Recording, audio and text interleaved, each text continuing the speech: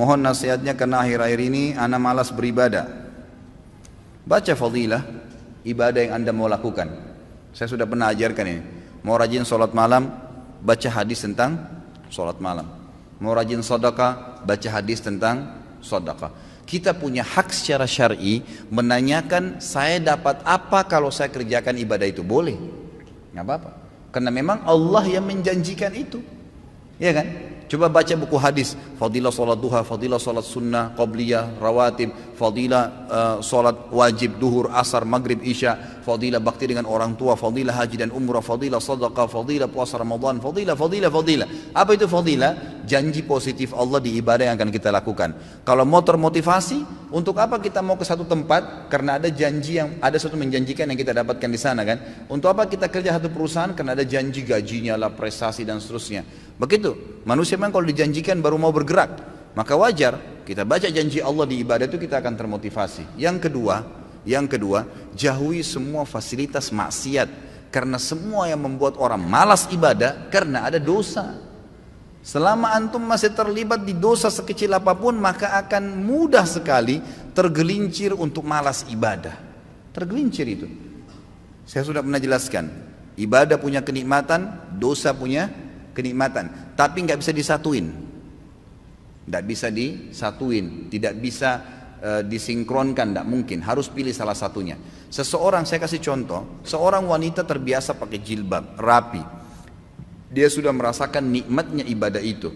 Tiba-tiba kedatangan satu orang laki-laki di rumahnya, sepupunya atau yang bukan mahramnya, lalu dia kelihatan tidak pakai jilbab. Bagaimana perasaan dia sebagai muslimah? Merasa berdosa, merasa bersalah. Kenapa tadi rambut saya dilihat ya? Kenapa?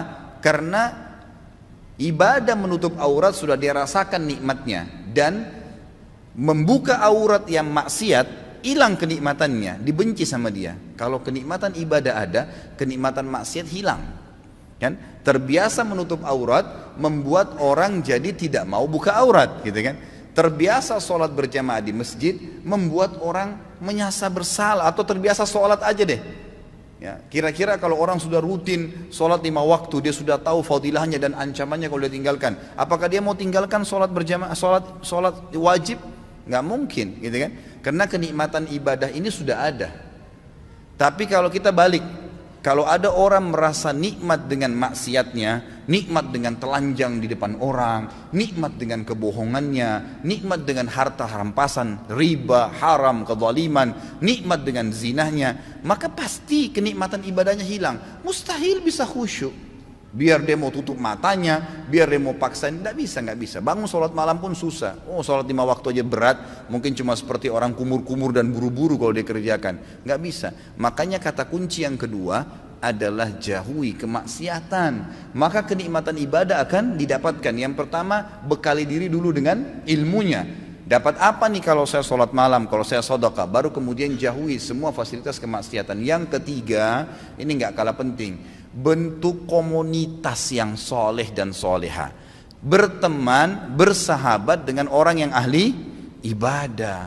Nggak bisa antum mau rajin sholat malam tapi bergaulnya dengan orang yang tiap malam di karaoke sama diskotik. Nyambung nggak? Nggak bakal nyambung itu. Tapi kalau orang yang memang tidurnya habis isya langsung, atau dari majelis ilmu seperti ini terus bubar, Masya Allah, nanti malam ya saya miss call jam 3 kita tahajud ya, ngingatin temannya, pasti. Atau ngomongannya tentang apa? Kayak majelis ilmu seperti ini kita 2 jam, 3 jam duduk, apa yang kita bicarakan? Kalau Allah, kalau Rasul, kisah orang saleh, tulisi pendapat para ulama, ada kenikmatannya, gitu kan? Ada ibadah yang kita rasakan, ada sesuatu yang kita dapatkan di situ. Maka teman-teman yang terbiasa dengan ini, nanti dia akan bilang lagi, kayak minggu depan itu, atau mungkin hari Senin ada ustadz ini loh di masjid ini, oh ada ustadz ini di sana kalau pagi, oh ada tablik akbar nanti di sana, oh ada CD-CD-nya Ustadz Khalid tuh di situ, ada ceramahnya si Ustadz Fulan ini di sana. Jadi yang dibahas itu kan, yang dibahas masalah itu. Jadi kita akan terus terbawa dengan pembicaraan yang positif. Makanya boleh mengenal siapapun, tapi bersahabat tidak boleh kecuali orang-orang yang soleh dan soleha. Memang begitu. Yang kalau kita buat salah diingatkan, kalau kita buat baik didukung, maka itu penting. Tinggalkan semua teman-teman yang bobrok itu. Boleh menasihati mereka, mendakwai mereka, mengingatkan, tapi bukan menjadi sahabat, bukan berbaur dengan mereka.